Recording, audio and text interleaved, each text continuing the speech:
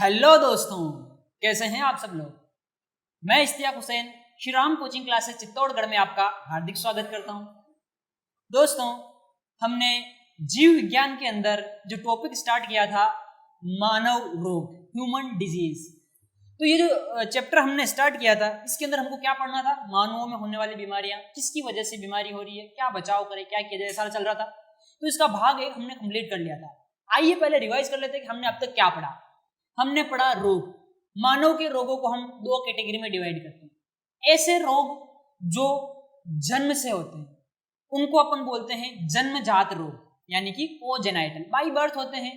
और दूसरा हमने बता दिया था उपार्जित या एक्वायर्ड डिजीज, उपार्जित रोग जो जन्म के बाद होते हैं। तो जो जन्मजात रोग थे वो जन्मजात माता पिता से संततियों में आ रहे थे, यानी अनुवांशिक थे। तो इसमें हमने देखा हीमोफीलिया था, सिकल सेल एनीमिया था, इस तरह से अनुवांशिक रोग थे, वर्णांता था। दूसरी कैटेगरी जो हमने बनाई वो कौन सी थी, उपार्जित। उपार्जित क्या होती है कि जन्म के बाद होने वाले रोग। फिर इसको हमने दो कैटेगरी में डिवाइड कर लिया था। कौन सी दो कैटेगरी बनाई थी उपार्जित के अंदर? उपार्जित के अंदर हमने वापस दो कैटेगरी बनाई थी कि ऐसे रोग जो नहीं फैलते उनको तो बना दिया था हमने असंक्रामक रोग, और ऐसे रोग जो फैलते हैं उनको बोल दिया संक्रामक, यानी कि नॉन कम्युनिकेबल एंड कम्युनिकेबल। संक्रामक रोगों को, जो असंक्रामक रोग है उनमें कौन से रोग आते हैं जो फैलते नहीं है, तो इसमें हमने एग्जांपल बता दिया, जैसे कैंसर हो गया, जैसे आपका हार्ट अटैक हो गया, है ना। इस तरह से और भी बहुत सारे रोग थे, अपच हो गया, जीर्णता हो गया, इम्यूनो डेफिशिएंसी हो गया, यानी कि प्रतिरक्षा तंत्र का कमजोर होना, या जो विटामिन की कमी से होने वाले रोग हो गए, कुपोषण हो गया, ये ऐसे जो फैलते नहीं है। इसके बाद हमने दूसरा कौन सा कैटेगरी पढ़ी कि संक्रामक रोग, ऐसे रोग जो फैलते हैं, किससे फैलते हैं, रोग जनकों से। तो अब ये रोग जनक क्या हो सकते हैं? हो सकता है ये रोग जनक कोई विषाणु हो सकता है रोग जनक कोई जीवाणु हो सकता है कोई ये प्रोटोजोआ हो सकता है कोई ये कवक हो, या फिर हो सकता है ये कोई जो है हेलमिंथिक यानी कृमि हो। तो इस तरह से हमने अलग अलग कैटेगरी बना ली थी, और इसके अंदर one by one, step by step हमको सारी कैटेगरी के पढ़ने थे। तो इसके अंदर हमने सबसे पहले विषाणु जनित रोग यानी कि वायरल डिजीज पढ़ ली थी। और वायरल डिजीज जिन्होंने नहीं पढ़ी है वो आई बटन पर क्लिक करके मानव रोग का भाग एक जरूर देखें और इसको अच्छे से समझें। इसको हमने ट्रिकी मेथड में पढ़ा था, विषाणु जनित रोग। और इसकी ट्रिक क्या बनाई थी हमने? हाँ, परी, MDH मसाले, C 4 बार सी आया था। ओके, क्या था? P फॉर पोलियो, किससे हो रहा है? पोलियो वायरस से। A फॉर एड्स, किससे हो रहा है? HIV वायरस से। उसके बाद R for rabies, rhabdo virus से हो रहा था, जिसको स्ट्रीट वायरस भी बोल दिया था। इसके बाद I फॉर इन्फ्लुएंजा या फ्लू ऑर्थोमिक्सो वायरस से हो रहा था। उसके बाद M फॉर मीजल्स पढ़ा था हमने, मीजल्स किससे हो रहा था? मीजल्स जो हो रहा था रूबियोला वायरस से हो रहा था। उसके बाद D फॉर डेंगू पढ़ा था जो फ्लेवी वायरस से हो रहा था। उसके बाद H फॉर हेपेटाइटिस A पढ़ा था जो HIV से हो रहा था। उसके बाद हमने M फॉर मम्स पढ़ा था, जो मम्स किससे हो रहा था? ये पैरामिक्सो वायरस से हो रहा था, पेरोटिड ग्रंथि में सूजन वाला। इसके बाद C फॉर चिकनगुनिया, चिक V virus, chicken pox, varicella zoster से हो रहा था। इसके बाद कॉमन कोल्ड राइनो वायरस से हो रहा था। और फिर कोरोना वायरल डिजीज पढ़ा था हमने, ये किससे हो रहा था? SARS-CoV-2 से हो रहा था। तो ये सारे वायरस और ये सारे रोग और किस वायरस की वजह से हो रहे हैं वो सारे नाम तो देखना, इनको याद रखना बहुत ही आसान है। आप इनको डेली पढ़ते रहिए, पढ़ते पढ़ते अपने आप ही याद हो जाएंगे। जैसे आपको पूछ ले करण अर्जुन मूवी में शाहरुख खान ने और सलमान खान ने कितना अच्छा काम किया, तो अगर मैं ये ना भी बोलता, जैसे करण अर्जुन मूवी बोला, तो आपके दिमाग में उन दोनों की इमेज आ जाती कि शाहरुख और सलमान ये दोनों उसमें हीरो थे। तो ऐसा कैसे आया? क्योंकि आपने उसको बड़े ही ध्यान से रुचि लेकर के देखा उस मूवी को। तो जब भी किसी मूवी का नाम, जैसे शोले नाम लिया जाए, तो उसके सारे कैरेक्टर आपके दिमाग में आ जाते हैं। तो ऐसे ही आप जब इन चीजों को पढ़ते हैं, रुचि के साथ पढ़ते हैं, तो नाम लेते ही वो बैक्टीरिया, वायरस सारे आपके दिमाग में घूमने लगते हैं। बस शर्त ये है कि रुचि होनी चाहिए, इंटरेस्ट होना चाहिए। जब भूख होती है ना, तब रोटी खाने में मजा आता है, पेट भरा हो तब खाने में मजा नहीं होता। तो पहले आप इंटरेस्ट पैदा कीजिए, बाकी सारे अपने आप याद होंगे, कहीं जोर नहीं आएगा। ओके, बिल्कुल इजी टिप्स पे सारी बीमारियां याद हो जाएगी और टिप्स पे सारे वायरस के नाम याद हो जाएंगे। ये हो गए थे विषाणु जनित रोग। अगला जो है हमको आगे कौन सा पढ़ना था? जीवाणु जनित रोग, यानी ऐसे रोग जो किसकी वजह से होते हैं? जीवाणु की वजह से। अब देखना, आज की क्लास में हम जीवाणु जनित रोग पढ़ेंगे। तो देखना, जीवाणु विषाणु जनित रोगों के लिए तो ट्रिक बता दी थी, क्या? परी, MDH मसाला, C। अब जीवाणु जनित रोग आज स्टार्ट करते हैं अपन, जीवाणु जनित रोग। इसके लिए भी अपन एक ट्रिक बनाएंगे, उस ट्रिक के अकॉर्डिंग इसको पढ़ेंगे, और ये ट्रिक हमने याद रख ली तो सारे के सारे रोग टिप्स पे हो जाएंगे। ओके, बहुत ही प्यारी ट्रिक है, बहुत ही अच्छी ट्रिक है। समझना ट्रिक क्या है? ट्रिक है न्यू टाई काली है पर टी टेबल डार्क ब्लैक। एक बार में थोड़ा कठिन लगेगा, आप थोड़ा कोशिश करना, याद हो जाएगी। क्या ट्रिक है? न्यू टाई, जैसे टाई होती है ना गले में लगाने की, नई टाई होती है, क्या बोलेंगे? New tie. कैसे कलर की है? काले कलर की। न्यू टाई काली है पर टी टेबल, जैसे टी टेबल समझते हो ना, जो टेबल होती है रखने की, टी टेबल वो किस कलर की? Dark black. न्यू टाई काली है पर टी टेबल डार्क ब्लैक। यहाँ पर देखना, ये न्यू टाई काली है पर टी टीबी, यहाँ पर लिखो ना, इसको टी टेबल पढ़ना है। क्या पढ़ना है इसको? Tea table. उसके बाद ये डीबी लिखा हुआ है, इसको क्या पढ़ना है, डार्क ब्लैक, न्यू टाई काली है पर tea table dark black. Okay, इतना सा आपको याद रखना है, याद रख लोगे। क्या ट्रिक है, न्यू टाई काली है पर टी टेबल डार्क ब्लैक। अब ये याद रखना, परी, एमडीएच, मसाले, सी, ये क्या है, वायरस, वायरस से होने वाले रोग, वायरल डिजीज। और न्यू टाई काली है पर टी टेबल डार्क ब्लैक, ये क्या है, जीवाणुओं से होने वाले रोग। ओके, तो ये लो ट्रिक हमारे सामने आ गई। न्यू टाई काली है पर टी टेबल कैसा है, डार्क ब्लैक। स्टार्ट करते हैं। न्यू से क्या होता है, न्यू से आपको याद रखना है न्यूमोनिया, याद रखना है न्यूमोनिया। न्यू से याद रखना आपको न्यूमोनिया। न्यूमोनिया किसकी वजह से होता है, न्यूमोनिया आपने सुन भी रखा होगा। अच्छा एक और बात बता दो, न्यूमोनिया एन से शुरू नहीं होता है, पी से स्पेलिंग स्टार्ट होती है इसकी, है ना, जैसे साइकोलॉजी का होता है ना, वैसे इसका होता है। न्यूमोनिया इंग्लिश में अगर पढ़ते हो तो पी से स्टार्ट होता है। न्यूमोनिया स्ट्रेप्टोकोकस न्यूमोनी तथा डिप्लोकोकस न्यूमोनी से होता है। Streptococcus pneumonia and diplococcus pneumonia, ये दो तो मैंने बता दिए बैक्टीरिया। एक और होता है हीमोफिलस इन्फ्लुएंजी, उसकी वजह से भी होता है निमोनिया। अब होता है क्या इस निमोनिया रोग में, जब ये बैक्टीरिया जो होते हैं ना, ये आपके शरीर में संक्रमण कर जाते हैं, ये ड्रॉपलेट मेथड से संक्रमण करते हैं। ड्रॉपलेट क्या होता है, जैसे किसी ने छींका, खांसा, तो उसके जो सूक्ष्म बूंदक निकले, हवा में मौजूद है, आपने सांस ली तो वो आपके शरीर के अंदर आ गए, तो इस तरह से वो आपके शरीर के अंदर आ जाते हैं, आपके फेफड़ों के अंदर चले गए। वहां पर जाकर के बैक्टीरिया क्या करता है, फिर म्यूकस बनाता है, श्लेष्म बनाता है और फेफड़ों में म्यूकस भर जाता है। तो फिर न्यूमोनिया में म्यूकस हो गया फेफड़ों में। अब जब फेफड़ों में म्यूकस भर गया तो आप देखना कहीं पर आपको ये चीज आपने कहीं सुनी होगी, फेफड़ों में छोटी छोटी कुपिकाएं होती है, एल्वियोलाई होती है। तो जैसे मान लो फेफड़ों के अंदर इस तरह से करोड़ों लाखों करोड़ों कुपिकाएं होती है, और इनमें जो हवा जाती है, जो हम बाहर से सांस लेते हैं, हवा अंदर जाती है, और इसके बाद जो हवा के अंदर ऑक्सीजन होती है, वो ऑक्सीजन तो ब्लड के अंदर विसरित हो जाती है, ब्लड के अंदर आ जाती है, और जो कार्बन डाइऑक्साइड होती है ब्लड में, ये इन कुपिकाओं में चले जाती है, और फिर बाहर से वापस ये कुपिकाओं से CO2 बाहर निकल जाती है। यानी यहाँ पर क्या होता है, हमारी छोटी छोटी केशिकाएं होती है, रक्त केशिकाएं। इन रक्त केशिकाओं से CO2 तो इसके अंदर आ जाती है, और जो O2 होती है वो रक्त केशिकाओं में चली जाती है, और ये CO2 तो बाहर निकल जाती है फिर, और O2 जो है अंदर आ जाती है। यही क्रिया चलती रहती है। ओके, जब हम सांस लेते हैं नॉर्मल कंडीशन में। अब देखना क्या हुआ, जैसे ही मान लो आपको न्यूमोनिया हो गया, या किसी को भी न्यूमोनिया हो गया, तो न्यूमोनिया में क्या होता है, उसकी जो कुपिकाएं होती है उनमें म्यूकस जमा हो जाता है, म्यूकस श्लेष्मा जमा हो जाता है। तो इनके अंदर क्या होता है, इन कुपिकाओं की भित्ति पर ये देखो म्यूकस जमा हो गया। जब म्यूकस जमा हो गया तो बताओ क्या ऑक्सीजन का और CO2 का आदान प्रदान आसानी से हो पाएगा क्या, नहीं हो पाएगा। तो हमारे बॉडी के अंदर जो है O2 का लेवल ये तो नॉर्मल से थोड़ा घट जाएगा, और CO2 का लेवल बढ़ जाएगा। ओके, तो ये आपको कॉन्सेप्ट ध्यान में रखना।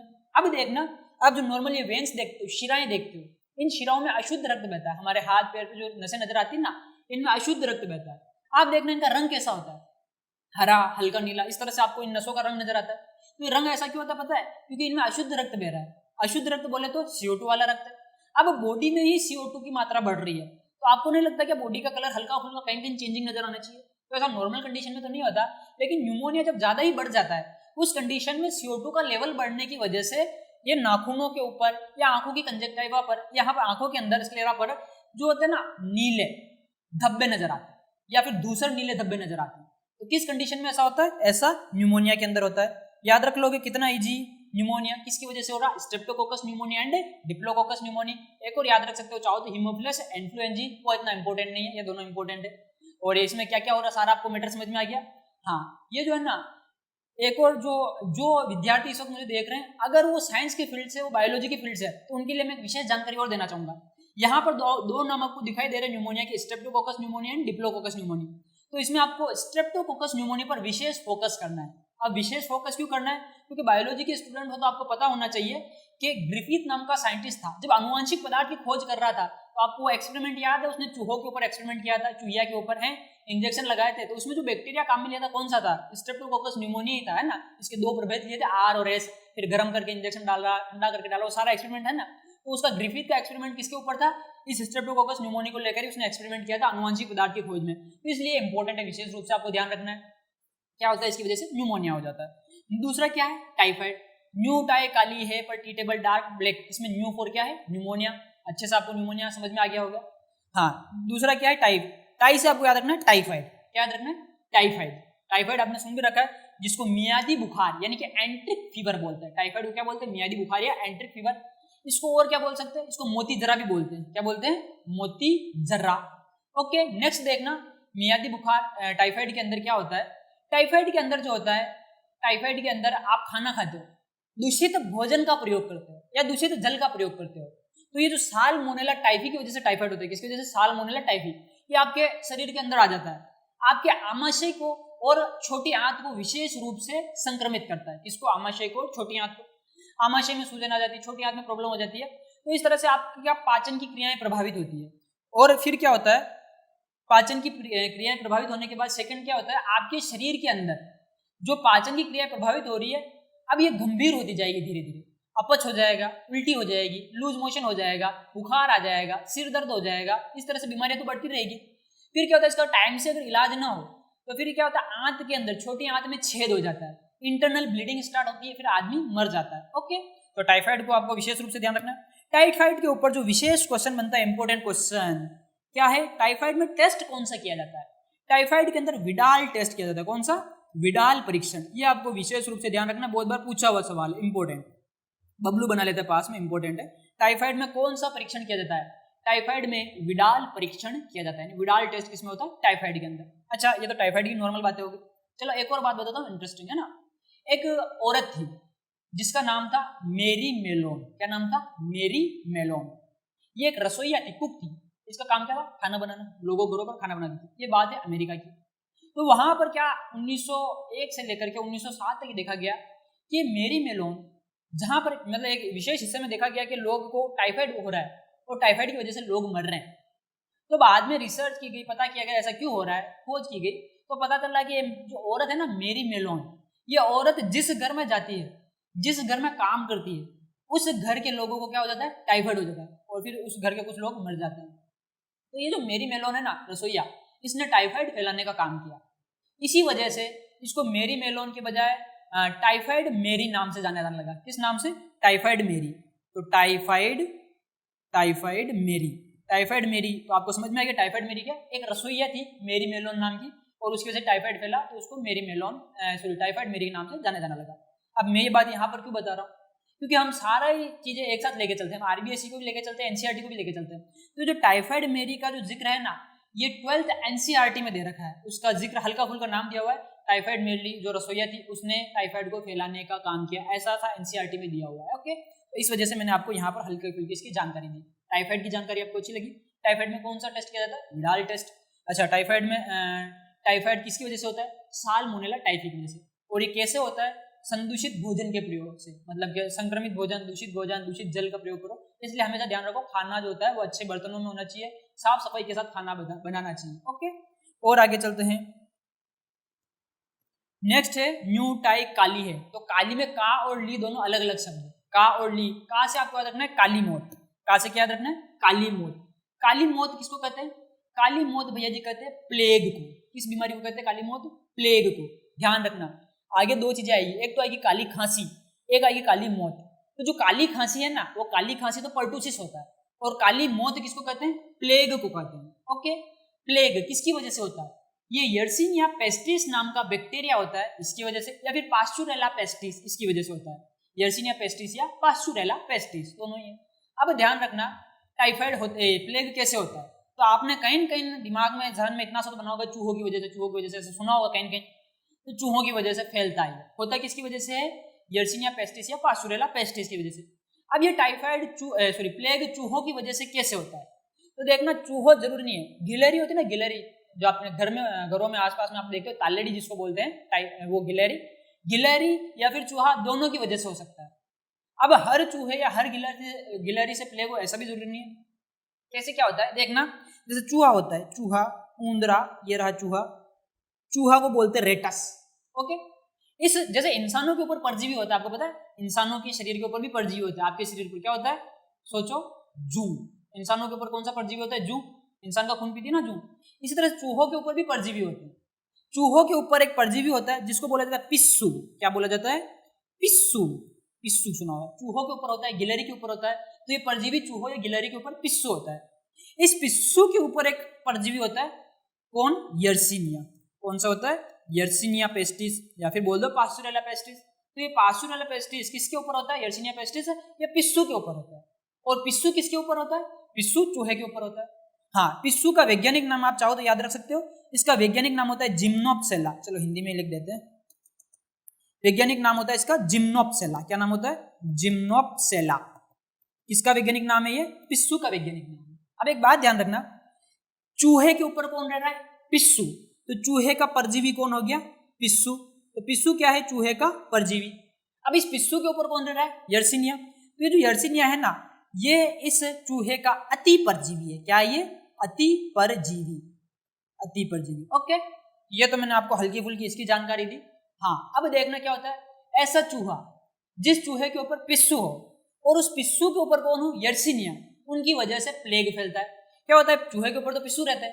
अब जिस घर में चूहे होते हैं वहां पर क्या होता है, पिस्सू चूहों के ऊपर से उतर उतर के जो लोग वहां पर रह रहे हैं उनमें आ जाते हैं, उन लोगों को बाइट कर लेते हैं, काट लेते हैं। काट लेते हैं तो काटने के बाद उनका खून चूसते हैं, क्योंकि पिस्सू को तो खून चाहिए। तो खून चूसने के दौरान क्या करते हैं, यर्सिनिया को उनके अंदर डाल देते हैं। और यर्सिनिया एक बार लोगों के अंदर चला जाए तो फिर क्या होता है, वो लोग मर जाते हैं, प्लेग हो जाता है उनमें। तो प्लेग जो होता है ना, किसी एक इंसान को अकेले को नहीं होता, ये ऐसा रोग कम्युनिटी को एक साथ होता है, या तो पूरा गांव मोहल्ला या फिर पूरा देश राज्य, इस तरह से एक महामारी है प्लेग। क्या है ये? महामारी। जैसे सबसे चर्चित है ब्यूबोनिक प्लेग, है ना। तो ये ब्यूबोनिक प्लेग बहुत ही घातक हुआ था, आप हिस्ट्री देखना उठा के, तो इसमें बहुत सारे लोग एक साथ मर गए थे, यूरोप में हुआ था ना।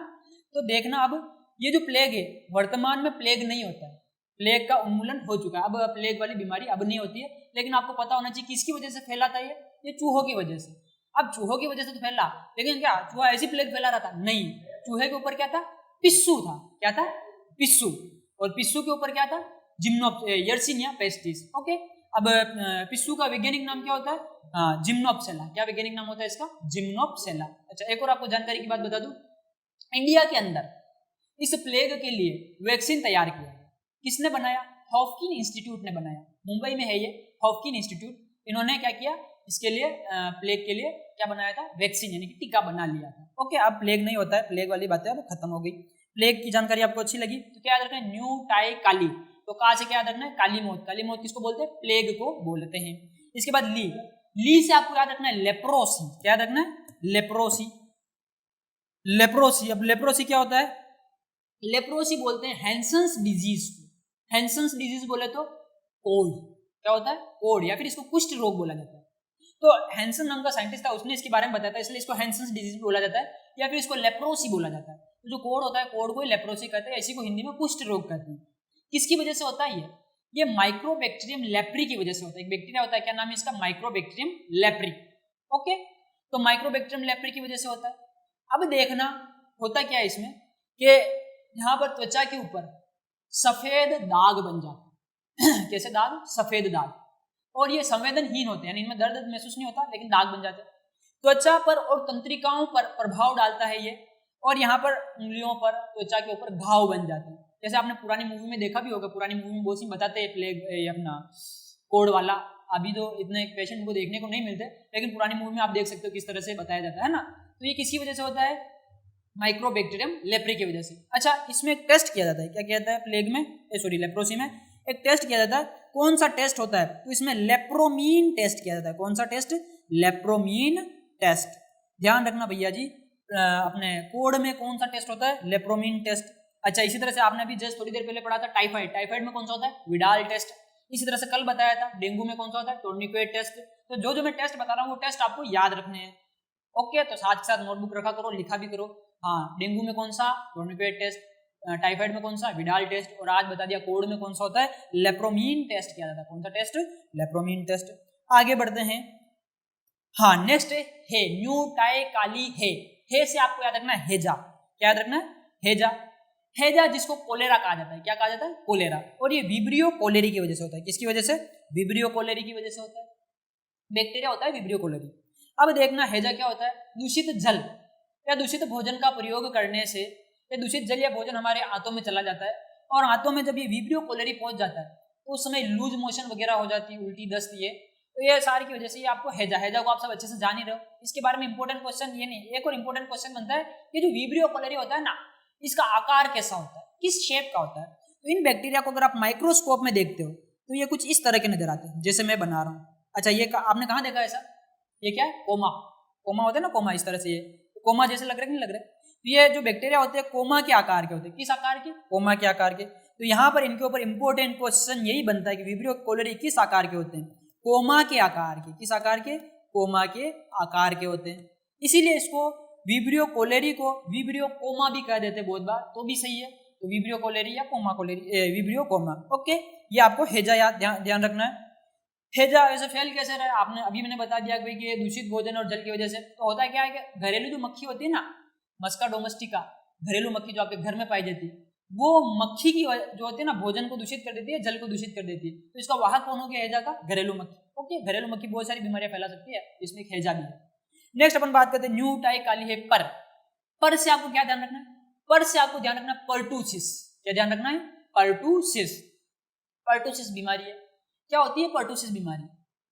पर्टूसिस जो होती है ना, इस पर्टूसिस को बोलते हैं काली खांसी। क्या बोलते हैं? काली खांसी। अभी जस्ट हमने क्या पढ़ा? काली मौत। काली मौत किसको बोल रहे हैं? प्लेग को बोल रहे हैं। और ये है पर्टूसिस यानी कि काली खांसी। इसको कुकर खांसी भी कहते हैं। क्या कहते हैं? कुकर खांसी। या इसको हुपिंग कफ कहते हैं। क्या कहते हैं इंग्लिश में? Whooping cough. या फिर इसको 100 दिन की खांसी भी कहते हैं। अब क्या होता है इसमें? इसमें होता है कफ जम जाता है गले वगैरह में, और जब सांस लेते हैं ना तो इस तरह से खर्र खर्र इस तरह से आवाज आती है। या फिर आपने कुत्ते के छोटे बच्चे देखे होंगे, तो कुत्ते के छोटे बच्चे कैसे घुर्राते हैं, पपीज जो होते हैं ना घुर्राते हैं, तो उनके घुर्राने जैसी सी आवाज आती है। अच्छा, आपको पता ना कुत्ते को हिंदी में क्या कहते हैं? कुकुर। कुकुर कहते हैं ना, लगभग वैसा सा नहीं लग रहा? कुकुर जैसी आवाज है, इसलिए इसको कुकर खांसी कह देते हैं। बिगड़ता बिगड़ता नाम इस तरह से बिगड़ गया, इसको कुकर खांसी कह देते हैं। या हुफिंग कफ कह देते हैं। हुफिंग का मतलब ये घुर्राना वाली है ना, किसकी वजह से होती है? तो ये रही आपकी पर्टूसिस। पर्टूसिस जिसको काली खांसी, कुकर खांसी, हुफिंग कफ या 100 दिन की खांसी, 100 डेज कफ, 100 दिन की खांसी यानी लंबे टाइम तक चलने वाली खांसी कहा जाता है। ये बोर्डीटेला पर्टूसिस की वजह से होती है। बैक्टीरिया का क्या नाम है? बोर्डीटेला पर्टूसिस। तो आपके लिए मोस्ट इंपोर्टेंट है, मैंने ये इसलिए बताया पर्टूसिस, इसके सारे ही नाम बता दिए, क्योंकि बहुत बार इसके नाम बदल बदल के क्वेश्चन आ जाते हैं। इसको A to Z सारे नाम बता दिए है ना, ताकि आप कंफ्यूज ना हो। जैसे LDC के पेपर में यहाँ से क्वेश्चन आया था DPT का, टीका जो लगता है ना उसमें, तो वहाँ पे DPT, टी का मतलब पर्टूसिस, पर्टूसिस में DPT का टीका लगता है, लेकिन ऑप्शन में पर्टूसिस नहीं दिया होता और ऑप्शन में आपको हुपिंग कफ दिया हुआ था, है ना। तो इस तरह से इसके नाम बदल के अच्छे क्वेश्चन बन सकते हैं। तो आप अगर सही से एक चीज पढ़ लेते हो, सारे नाम को आपको पता है, तो फिर कोई आपको गुमराह नहीं कर सकता, है ना। आपको याद रखना पर्टूसिस, कुकर खांसी, काली खांसी, हुपिंग कफ, 100 दिन की खांसी, किसकी वजह से हो रही है? बोर्डीटेला पर्टूसिस की वजह से। सिंपल है। नेक्स्ट बात करते हैं टी। टी से आपको याद रखना है टीटनेस। क्या याद रखना है? टीटनेस। टीटनेस किसकी वजह से होता है? क्लोस्ट्रीडियम टीटेनी नाम का बैक्टीरिया, इसकी वजह से होता है। क्लोस्ट्रीडियम टीटेनी। अब आप टीटनेस आप नॉर्मल सब जान ही रहे हो, इसमें बताने लायक वैसे कोई बात नहीं है, हर कोई बच्चा जानता है ना। कैसे क्या होता है कि जंग लगी लोहे की कोई वस्तु होती है, या कोई धारदार वस्तु जिस पर जंग लग रहा है, उससे कट लग जाए, घाव लग जाए, या फिर आपको नॉर्मली कोई कट घाव लग गया, आप मिट्टी के अंदर चल रहे हो, मिट्टी लग गई, तो इस तरह से बैक्टीरिया आपके शरीर के अंदर आ जाता है, और शरीर के अंदर आ जाता है तो मांसपेशियों वगैरह को प्रभावित करता है। फिर ऐठन आती है, जिसको आप क्या ऐठन आना, इसको क्या बोलते हैं? बाइटा, जैसे आप बोलते हो नॉर्मल बोलचाल बाइटे आना, वैसी सी कंडीशन स्टार्ट हो जाती है ना।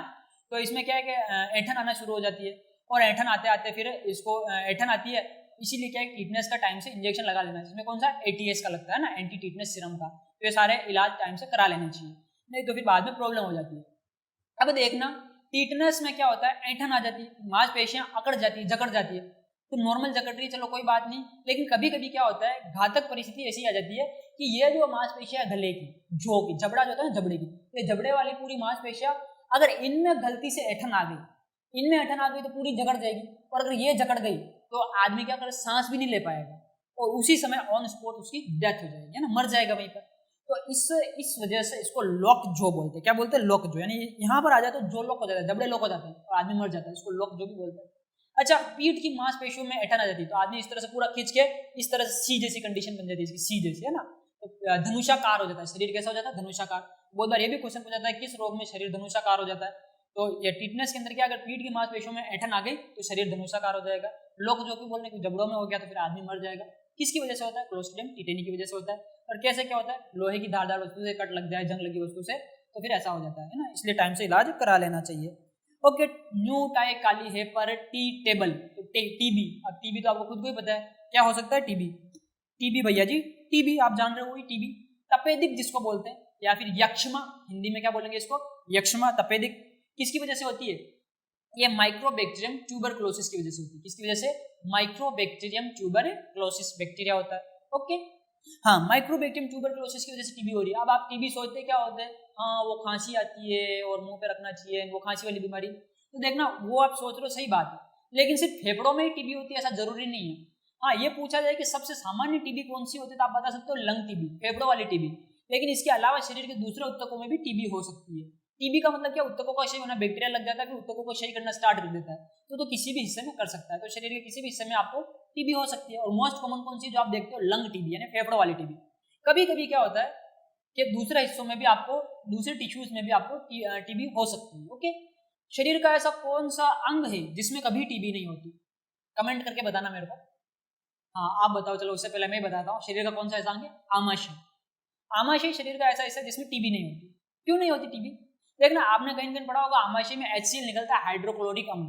तो अगर ये बैक्टीरिया आमाशय में जाता है ना, तो HCl के उच्च स्राव के कारण, HCl के हाई कंसंट्रेशन की वजह से ये बैक्टीरिया वहीं पर मर जाता है आमाशय में। और आमाशय में मर जाता है तो आमाशय में ग्रोथ नहीं कर सकता, तो आमाशय में ग्रोथ नहीं करेगा तो आमाशय में टीबी कहाँ से होगी ना। तो आमाशय के अंदर जो है ना टीबी नहीं होती, ध्यान रखना। लंग्स के अंदर सबसे कॉमन टीबी होती है। ये जो बैक्टीरिया होता है माइक्रोबैक्टीरियम ट्यूबरकुलोसिस, ये केमिकल बनाता है ट्यूबरकुलिन। क्या बनाता है, ट्यूबरकुलिन। उस ट्यूबरकुलिन की वजह से टीबी होती है। ओके, ट्यूबरकुलिन कौन बनाता है, माइक्रोबैक्टीरियम ट्यूबरकुलोसिस, इसी वजह से इसको माइक्रोबैक्टीरियम ट्यूबरकुलोसिस बोलते हैं। हाँ, इसमें क्या करते हैं, डॉट्स, जो सरकार अभी काम में ले रही है क्या, टीबी के इलाज के लिए, डॉट्स। अब ये डॉट्स क्या है, इसकी फुल फॉर्म आप लोग मेरे को कमेंट करके बताना, और अगर आप नहीं बता पाए तो मैं अगली क्लास में आपको बता दूंगा, ये आपके लिए एक क्वेश्चन है। हाँ, इसी तरह से है ना, ये अपना लेप्रोसी बताया था हमने, कोड। कोड के अंदर क्या करते हैं, इसके अंदर मल्टी ड्रग थेरेपी देते हैं ना। टीबी, टीबी के बाद आपको याद रखना है टी टेबल के साथ डार्क ब्लैक, डी, डी से आपको याद रखना है डिप्थीरिया। क्या याद रखना है, डिप्थीरिया, जिसको गलघोटू भी बोलते हैं, या फिर इसको कंठ रोहिणी बोलते हैं। देखो कंठ रोहिणी पहले अस्तित्व में नहीं था नाम इतना, लेकिन जो LDC का एग्जाम हुआ था उसमें पूछ लिया था कि कंठ रोहिणी निम्न में से किसकी वजह से होता है, या कंठ रोहिणी का कारण क्या है। क्वेश्चन में आपको सारे 2-4 बैक्टीरिया के नाम दे रखे थे। अब आप कंठ रोहिणी सोचते हैं, हिंदी मीडियम से कंठ रोहिणी यार तो कभी सुना ही नहीं, लेकिन जस्ट इसके साथ में इंग्लिश दे रखी थी। अगर आप उस पेपर में इंग्लिश देखते तो इंग्लिश में डिप्थीरिया ही लिखा हुआ था। तो जिन लोगों ने डिप्थीरिया पढ़ा था, इंग्लिश मीडियम में भी पढ़ा होगा, तो उनकी तो आंखें चमक उठी, भाई डिप्थीरिया, कोरिनोबैक्टीरियम डिप्थीरिया की वजह से होता है। और जिन्होंने कभी इंग्लिश को ध्यान में नहीं रखा, सिर्फ हिंदी के बेस पे रहे, हिंदी में कंठ रोहिणी, उनको कहीं ऑप्शन ही मैच होता नहीं नजर आया। इसलिए अगर साइंस में आप हिंदी के साथ इंग्लिश भी ध्यान में रखा करो, जिससे कि आपको बहुत बार इंग्लिश आपको हिंट कर देती है साइंस में। जैसे कि हिंदी का आप कुछ भी नाम बना सकते हो, एक गलघोटू, कंठ रोहिणी, कल को कुछ और बना दिया, लेकिन इंग्लिश में तो डिप्थीरिया क्या बोलोगे, डिप्थीरिया है। तो डिप्थीरिया किसकी वजह से होगा, कोरिनोबैक्टीरियम डिप्थीरिया, वैसे मैच हो रहे हैं आपस में, है ना। जैसे ये लेप्रोसी आ गया, तो लेप्रोसी किसकी वजह से होता है, माइक्रोबैक्टीरियम लेप्री, वैसे मैच हो रहा है ना। तो इस तरह से न्यूमोनिया हो गया, तो क्या क्या होता है, स्ट्रेप्टोकोकस न्यूमोनी, पीछे वाला मैच हो रहा है। हिंदी इंग्लिश दोनों ध्यान रखना चाहिए, ये नहीं कि पूरा हिंदी पे आधारित हो, ये नहीं कि पूरा इंग्लिश पे आधारित हो, दोनों ध्यान रखोगे ना तब आएगा मजा। हाँ, तो डिप्थीरिया किसकी वजह से होता है, कोरिनोबैक्टीरियम डिप्थीरिया की वजह से होता है। और इस डिप्थीरिया में क्या होता है, इसको गलघोटू बोलते हैं, गला ऐसा लगता है जैसे गला को घोट रहा है, गलघोटू। ओके, हाँ ना, लास्ट है डिप्थीरिया के बाद हमारा अगला है बोटुलिज्म, डार्क ब्लैक, B4 आपको क्या याद रखना है, बोटुलिज्म। बोटुलिज्म क्या होता है, बोटुलिज्म क्लोस्ट्रीडियम बोटुलिनम की वजह से होने वाली बीमारी है। क्या होता है इसमें, डिब्बा बंद भोजन, संदूषित भोजन। क्या होता है, जैसे आप टिफिन लेके आते हो, कहीं पे जाते हो, उसको पैक करके रखते हो, तो बहुत टाइम तक पैक रहने के बाद, डिब्बे में बंद रहने के बाद इसमें बैक्टीरिया पनप जाते हैं। क्लोस्ट्रीडियम बोटुलिनम नाम का अगर बैक्टीरिया पनप गया तो फिर आपको फूड पॉइजनिंग हो जाएगी, खाद्य विषाक्तता। फिर खाना खाते जी घबरा रहा है, मन नहीं लग रहा, उल्टी हो रही, वो सारी चीजें है ना। तो वो किसकी वजह से हो रहा है, क्लोस्ट्रीडियम बोटुलिनम की वजह से हो रहा है। क्या बीमारी है, बोटुलिज्म बीमारी है। तो इसमें क्या होता है कि उल्टी होना, लूज मोशन भी हो जाती है बहुत बार, और अब नोट चक्कर आना, ये सारा होता है। फिर क्या होता है कि इसमें दोहरी दृष्टि हो जाती है। दोहरी दृष्टि बोले तो है तो एक, लेकिन नजर कितने आएंगे, दो, दोहरी दृष्टि हो जाती है। हाँ, इसमें न्यूरोमस्कुलर जंक्शन जो होता है डैमेज हो जाता है, यानी हमारे न्यूरॉन्स हमारी मांसपेशियों के साथ जहाँ पे जंक्शन कर रहे हैं वो बहुत बार डैमेज हो जाते हैं। तो इसमें विशेष रूप से ध्यान रखना चाहिए, सर टाइम से इलाज करा लेना चाहिए, ORS और एंटीबायोटिक ले सकते हैं इसमें। हाँ, ये हो गए आपके सारे रोग। बताइए आपको क्या बैक्टीरिया वाले रोग याद हो गए, कितना आसान है। देखो बैक्टीरिया से कौन सी बीमारी होती है, न्यू टाई काली है, पर टी टेबल कैसा है, dark black. New for pneumonia, किसकी वजह से होता है, Streptococcus pneumonia and diplococcus pneumonia. Type और टाइफाइड किसकी वजह से होता है, साल्मोनेला टाइफी की वजह से। कौन सा टेस्ट किया जाता है, विडाल टेस्ट। कौन सी लेडीज में चर्चा में है, इसमें कौन सी है, मैडम मेरी, जिसका नाम क्या है, टाइफाइड मेरी, जिसका नाम क्या है, मेरी मेलोन। इसके बाद का से क्या रखना है, काली मौत, प्लेग को बोलते हैं, यर्सिनिया पेस्टिस या पास्चुरेला पेस्टिस की वजह से होती है।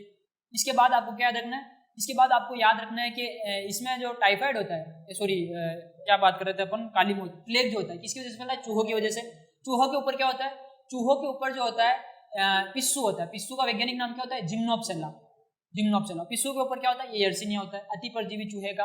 ओके, न्यू टाई काली, ली से क्या रखना है, लेप्रोसी, हैंसन्स डिजीज जिसको बोलते हैं, कुष्ठ रोग जिसको बोलते हैं, कोड जिसको बोलते हैं, माइक्रोबैक्टीरियम लेप्री की वजह से होता है। इसके बाद न्यू टाई काली है से आपको याद रखना हेजा, कोलेरा जिसको बोलते हैं विब्रियो कोलेरा की वजह से, कोमा के आकार के होते हैं। पर से आपको याद रखना पर्टूसिस, पर्टूसिस क्या है? काली खांसी, कुकर खांसी, 100 दिन की खांसी, या फिर whooping cough किसकी वजह से होता है? बोर्डेटेला पर्टूसिस की वजह से होता है। टी से आपको याद रखना है टीटनेस, टीटनेस किसकी वजह से होता है? क्लोस्ट्रिडियम टीटेनी की वजह से होता है। टी से टीबी तपेदिक यक्ष्मा किसकी वजह से होता है? माइक्रोबैक्टीरियम ट्यूबरकुलोसिस की वजह से होता है। डी से आपको याद रखना है डिप्थीरिया, गलघोटू, कंट्रोहिनी किसकी वजह से होता है? कोरोनाबैक्टीरियम डिप्थीरिया की वजह से होता है। इसके बाद बोटुलिज्म किसकी वजह से होता है? क्लोस्ट्रिडियम बोटुलिज्म की वजह से होता है। तो सारे टिप्स पे याद हो जाएगा, बार बार इनको रिवाइज कीजिए। ये तो हो गए आपके सारे जीवाणुजनित रोग। अब जीवाणुजनित रोग के बाद अगला हमको कौन सा पढ़ना है? अगला हमको पढ़ना है जीवाणु के बाद प्रोटोजोआ वाले। तो हमने 2 चीजें अब तक पढ़ ली। क्या पढ़ी? 2 चीजें। पहला पढ़ा हमने विषाणुजनित रोग, ट्रिक क्या थी? MDH मसाले CC सारे विषाणुजनित रोग आगे टिप्स पे। दूसरा हमने क्या पढ़ा? जीवाणुजनित रोग। जीवाणुजनित रोग की ट्रिक क्या है?